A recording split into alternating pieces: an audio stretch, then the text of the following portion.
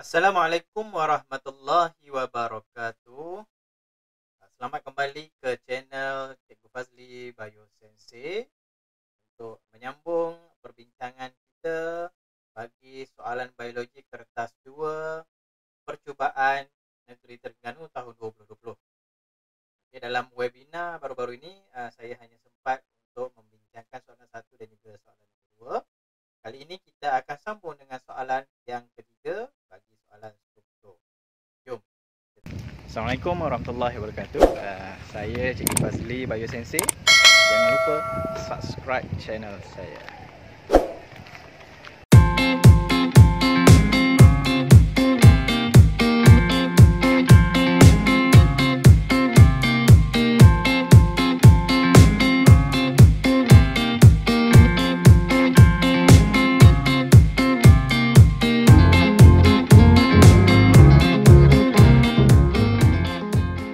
Jadi hari ini kita nak teruskan. Okey, soalan 1 dengan soalan 2 saya dah buat secara online hari Jumaat malam. Nanti saya akan share dia punya rakaman dia. Nanti tengok dekat YouTube lah. Untuk soalan nombor 1 dengan soalan nombor 2.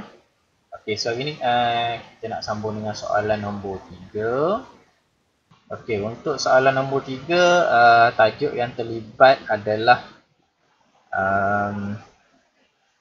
daripada bab 3 bab 3 tingkatan 5, itu tajuk coordination and response.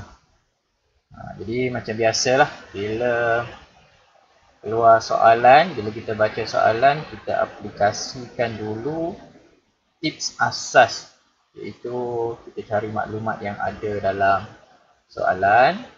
So untuk soalan nombor 3 ni, soalan dia diagram 3.1 shows cell P, Q and cell R involved in reflect action. Jadi dia tunjukkan keratan rentas. Okey, keratan rentas cross section, tindakan refleks. Okey, sel P dan juga sel Q. Okey.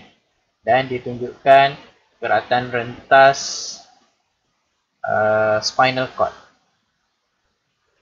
Okey, keratan rentas spinal cord. Di samping juga ada 3 jenis nerve cell. Sel P, sel Q dan juga sel R. So macam biasa, bila kita jumpa soalan yang ada unknown, kita namakan dululah unknown tersebut. Okey. So apakah sel P, apakah sel Q dan juga apakah sel R. So sebelum kita namakan, kita tengok dia punya ciri yang ada pada sel P. Okey, so sel P, ciri yang ada untuk sel P, dia ada body cell dekat ujung. Okey, kemudian dia ada dendrite dan axon dia kat tengah-tengah. Okey, dan ciri yang utama dia punya body cell dia kat ujung lah. Okey, manakala sel Q dia tak ada axon. Dia hanya ada dendrite dan ada body cell saja. Manakala sel R tu dia ada axon dia ada. Cuma dia punya body cell dia kecil. Ada dekat bahagian tengah. So, dari segi dia punya morfologi ni ataupun bentuk dia, kita boleh bagi tahu. Okey, sel P adalah efferent neuron, efferent neuron ataupun motor neuron. Okey, manakala sel Q ni dia tak ada axon, ini adalah interneuron. Manakala sel R, sebab dia punya body cell dia ada dekat tengah-tengah body dia. So kalau kita tengok dekat gambar rajah atas tu yang spinal cord tu, kedudukan dia di sini. Dia punya body cell. Okey, so ini adalah efferent neuron. Okey, efferent neuron ataupun sensory neuron. Okey, itu maklumat yang kita dapat daripada gambar lah. Okey, seterusnya baru kita akan tengok kepada soalan. Okey, so soalan dia yang pertama, soalan dia adalah soalan asas lah. Okey, so bila ada unknown, biasanya dia akan minta menamakan. So, dia minta name. Kata tugas dia name, cell P and Q. So kita just pindahkan jawapan yang kita dah tulis tadi dekat atas ni, pergi ke ruangan sel P dan juga sel Q. Okey. Jadi dekat sel P tadi, okey, so sel P tadi apa? Efferent neuron ataupun motor neuron. Manakala sel Q adalah interneuron ataupun relay neuron. Dapat 2 markah. Jadi kat sini 1 markah, sini 1 markah. Okey, dapat 2 markah. Yang mana ada soalan negeri Terengganu tu, boleh semaklah jawapan tu. Yang salah tu tak betul kan. Okey, kemudian soalan yang kedua pula, A2. Okey. Kata tugas dia adalah explain. Okey. So explain the role of cell P dan juga sel Q. Terangkan peranan sel P. Dia nak kita terangkan pasal apa? Pasal peranan sel P dan juga sel Q. Okey. So peranan dia. Okey, penerangan tentang peranan. So yang pertama kita kena tulis adalah role dia. Okey, peranan sel P dan juga sel Q. So markah yang diperuntukkan adalah 2 markah. So markahnya adalah 2 markah. Jadi maksudnya 1 poin untuk P, 1 poin untuk Q lah. Okey, kemudian soalan yang ditanyakan adalah peranan dia. Okay, peranan sel P dan juga peranan sel Q. Okay, so peranan sel P. Sel P tadi adalah, P adalah efferent neuron. Jadi jawapannya adalah kita kena bagi peranan sel P dulu. So peranan sel P adalah, apa peranan sel P? Okay, sel P. Okay, dia punya peranan dia adalah transmit impulses from the spinal cord to the effector. Peranan dia. Okay, manakala sel Q punya peranan dia adalah transmit impulses from efferent neuron to the efferent neuron. Efferent neuron ataupun efferent neuron itu adalah sel R. Itu efferent neuron ataupun sel. Okey, so itu peranan untuk sel P. Sebab kita terangkan peranan sel P. Okey, so sel P tadi kita tak payah namakan lah sebab kita dah namakan dalam soalan yang pertama tadi. So kita teruskan kepada dia punya peranan. Okey, kemudian soalan 3A3. Okey, soalan 3A3, soalan dia adalah state. Okey, kata tugas dia nyatakan. So bila nyatakan, markah dia satulah sebab dia berbentuk fakta.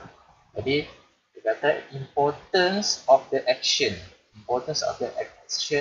to the individual. Jadi action ni dia nak merujuk kepada action yang mana? Kita rujuk balik kepada stimulus soalan dia.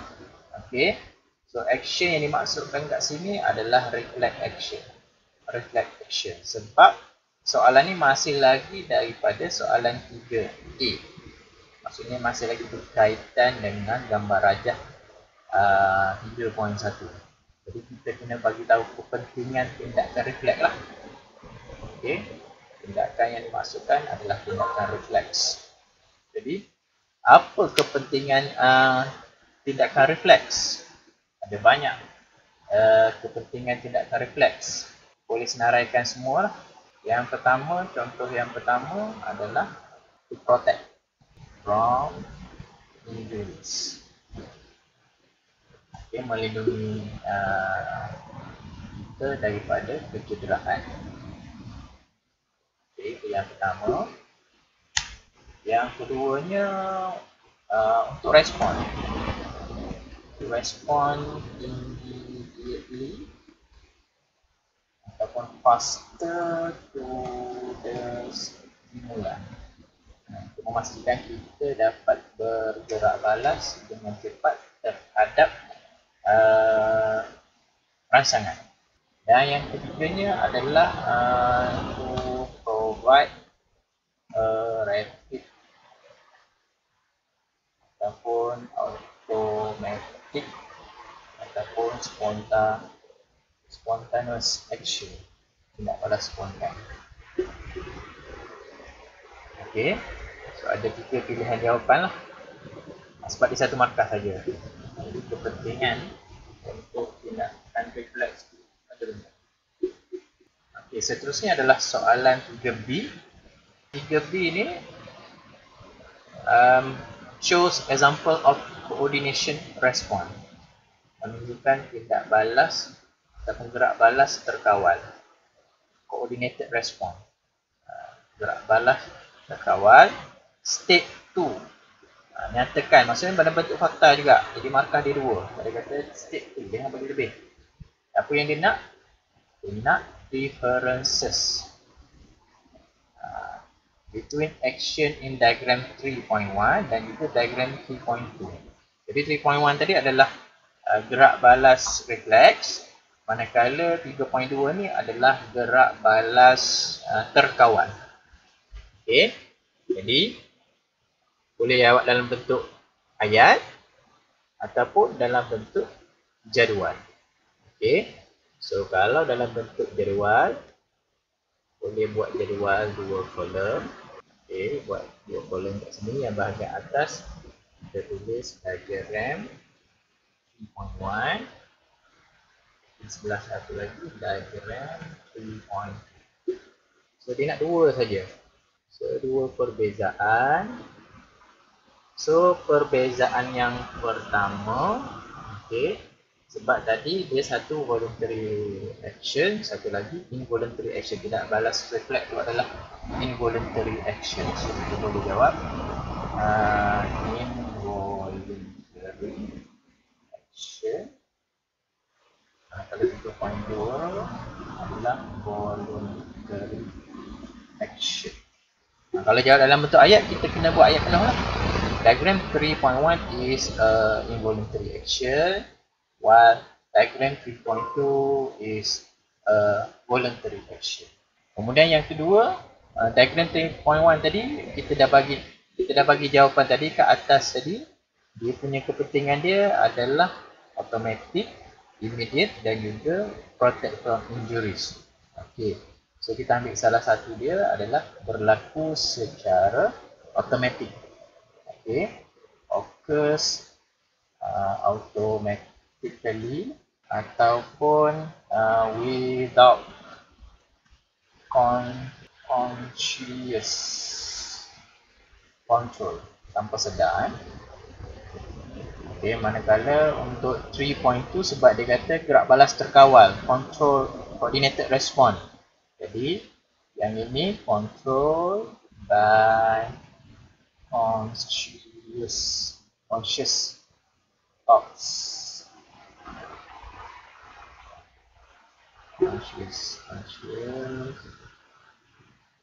conscious thought ataupun under control of the will, keinginan kita.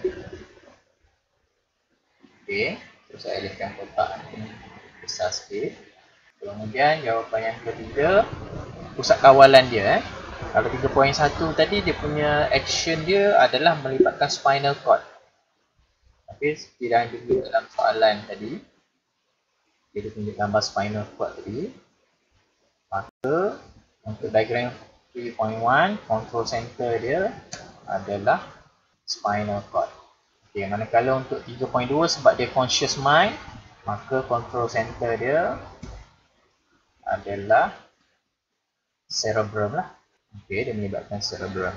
Okay, manakala yang keempat, tindak balas dia. Okay, tindak balas dia untuk reflex faster, fast response, segera, ataupun immediately. Okay, manakala untuk diagram 3.2, gerak balas terkawal, gerak balasnya adalah slow response. Dia tak cepat, maksudnya ikut keinginan kita. Okay, so ini beberapa pilihan jawapan untuk soalan 3B. Okay, dia minta perbezaan. Jadi 2 markah, 2 perbezaan lah. Okey, kemudian soalan yang ketiga, 3C.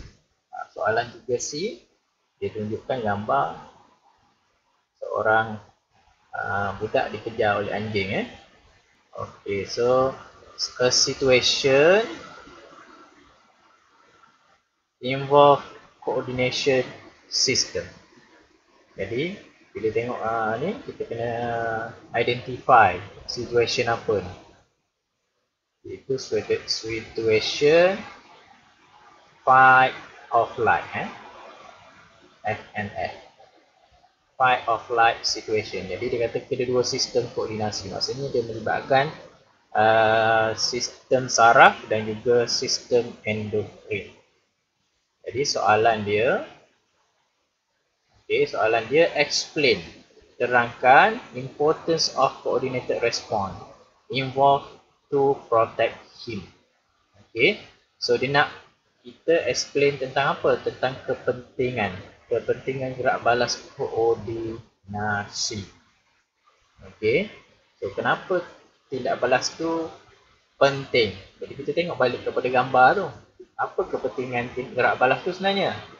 Gerak balas tu adalah untuk membantu budak lelaki tu melarikan diri ataupun menyelamatkan diri daripada anjing. Okey.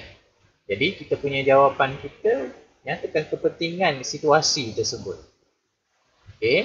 Jadi kepentingan situasi tersebut adalah untuk menyelamatkan diri. Okey. So poin yang pertamanya adalah to provide more energy to run away from danger. Dia melarikan diri daripada bahaya. Lepas tu barulah kita tulis dia punya explanation, macam mana koordinasi itu berlaku. Okay, bagaimana koordinasi antara sistem endokrin dan juga sistem neuron sistem saling koordinasi, saling bergerak balas antara satu sama lain. So, yang pertama kita akan mula dengan sistem stimulus lah, dengan stimulus. Okay, so yang pertama I detect stimulus. Mata dia nampak anjing. Detect stimulus and trigger nerve impulses. Okay, that is transmitted by afferent neuron to the brain.